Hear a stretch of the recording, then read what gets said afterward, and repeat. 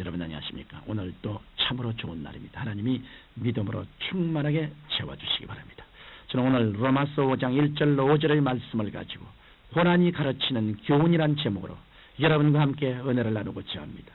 욥은 욥기 5장 7절에서 인생은 고난을 위하여 났나니 불티가 위로 나름 같으니라고 말했습니다. 인간은 인간의 조상 아담의 범죄로 인해 삼중고의 무거운 징벌을 짊어져야만 했던 것입니다. 다시 말하면 영혼의 죽음과 육체의 죽음과 생활의 저주에서 파생되는 불티처럼 많은 고난을 겪어야만 했던 것입니다. 죄라고는 전혀 없으신 하나님의 아들 예수님조차도 고생과 고난으로 점철된 삶을 사셨으며 나중에는 고난의 극이라고 할 수 있는 십자가의 고난을 당하셨습니다. 이처럼 우리들의 삶 속에서도 고난을 없앨 수는 없습니다. 그런데 고난을 당하였을 때 우리가 마음의 자세를 어떻게 갖느냐에 따라 그 고난을 풍성한 축복의 삶의 동기로 삼을 수도 있는 것입니다. 이러므로 저는 고난이 다가왔을 때 취해야 할 바른 자세에 대해 성경에 입각해서 말씀드리므로 고난에 처해있는 분들을 도와드리고자 합니다. 첫째로 고난이 다가왔을 때는 기도해야만 합니다. 일반적으로 사람들은 고난을 당하면 울부짖고 원망하고 탄식하고 좌절합니다.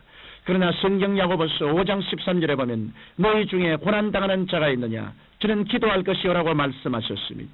고난당할 때는 바로 하나님께서 기도하라고 지시하시는 때임을 깨달아야 합니다. 이러므로 우리가 고난을 당할 때 그 고난을 먼저 회개하는 기회로 삼아야 합니다. 하나님께서는 우리가 잘못된 삶을 청산하고 그리스도에게 돌아와 그리스도의 삶의 모범을 담게 위해 고난을 허락하십니다. 그러므로 우리는 고난당했을 때 그것이 회개하는 하나님의 채찍임을 알고 주님 중심으로 살지 못한 것을 철저하게 회개해야 합니다. 나아가서 하나님께서는 고난을 통해 우리를 깨뜨리십니다. 그러므로 고난은 인간의 굳어진 마음을 깨뜨리는 하나님의 망치라고 할 수 있습니다. 귀하는 야곱은 고난을 통해 철저하게 깨어졌습니다. 야복강 나루터에서 밤새도록 야곱과 씨름하던 천사는 야곱이 굴복하려 하지 않자 손을 들어 야곱의 환도뼈를 쳤습니다. 그러자 야곱은 즉시 절름발이가 되고 말았습니다. 이때서야 야곱은 완전히 깨어져 하나님께 항복했고 오직 하나님만 의지하게 되었던 것입니다. 이처럼 하나님께서 우리에게 고난을 보내시는 것은 우리가 인간의 교만과 오만과 이기주의를 깨뜨리고 오직 하나님 중심에만 서도록 하기 위함인 것입니다. 또한 고난은 하나님께 대한 새로운 계시를 깨닫게 해주십니다. 시편 29편 10절에 여호와께서 홍수 때 좌정하였으며 여호와께서 영영토록 왕으로 좌정하시더라고 기록되어 있습니다. 하나님께서는 고난의 홍수를 수레 삼고 우리 속에 오셔서 당신의 영광을 우리에게 새롭게 해주시는 것입니다. 그 때문에 많은 그리스도인들이 고난을 당하기 전에는 하나님을 잘 몰랐다가도 고난을 당한 후에는 하나님께 대한 깊은 계시를 깨닫고 기뻐하게 되는 것입니다. 그러므로 고난 중에서는 무엇보다도 먼저 기도해야 함을 명심해야 하겠습니다. 둘째로 고난을 통할 때 성령님의 도우심을 간구해야 합니다. 오늘 인간의 지혜나 지식이나 수단과 방법으로 고난에 대처하려다가 고난에 지쳐 하나님도 버리고 신앙도 버리고 인생도 비관하게 되는 그리스도인들이 많이 있습니다. 그런데 우리가 분명히 알아야 할 사실은 하나님께서는 우리들에게 고난만 보내신 것이 아니라 고난을 능히 이겨나갈 수 있도록 보혜사 성령님도 보내주셨다는 것입니다. 보혜사란 헬라어로 파라클레토스인데 이는 돕기 위해 부름을 받아 항상 함께 계신 분이란 뜻입니다. 오늘날 성령께서는 우리를 도와주시기 위해 항상 우리 곁에 와 계십니다.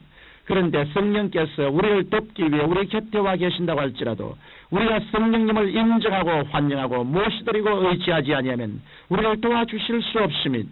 이러므로 우리는 고난을 당할 때 보혜사 성령님을 인정하고 환영하고 모시드리고 의지해야 합니다. 그럴 때 성령께서는 말할 수 없는 탄식으로 우리를 위해 하나님께 간구하여 주시고 우리를 위해 역사하여 주실 것입니다. 셋째로 고난을 받을 때 하나님 말씀을 굳게 의지해야 합니다.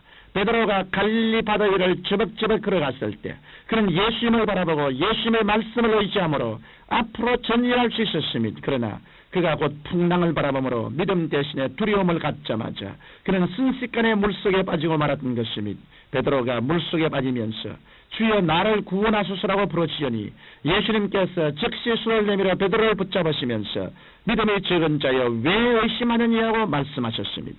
이처럼 환경을 바라볼 때 의심과 두려움이 생깁니다. 로마서 10장 17절에는 믿음은 들음에서 나며 들음은 그리스도의 말씀으로 말미암았느니라고 기록되어 있습니다. 그러므로 고난 중에는 그리스도의 말씀을 부지런히 듣고 읽고 묵상함으로 믿음을 굳세게 해야 합니다.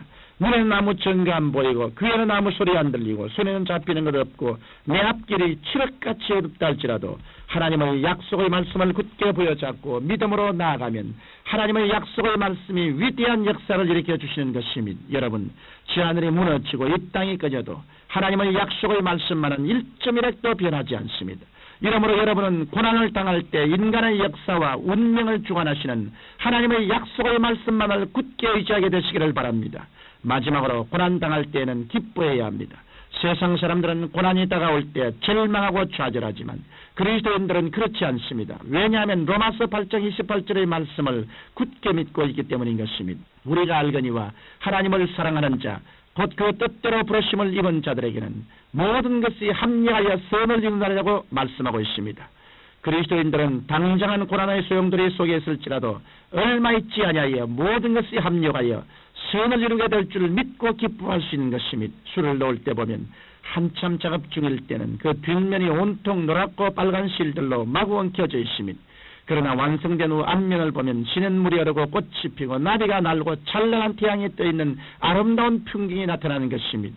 우리가 고난과 환난을 당할 때 고통이 마구 엉켜있는 것 같지만 결국은 고난과 환난의 실이 합력하여 아름다운 그리스도의 인격을 나타내게 해주는 것입니다. 이러므로 우리는 고난이 왔을 때 기뻐해야 합니다. 로마서 5장 3절로 4절에 보면 우리가 환난 중에도 즐거워하나니 이는 환난은 인내를, 인내는 연단을, 연단은 소망을 이루는 줄 알미라고 말씀하고 있습니다.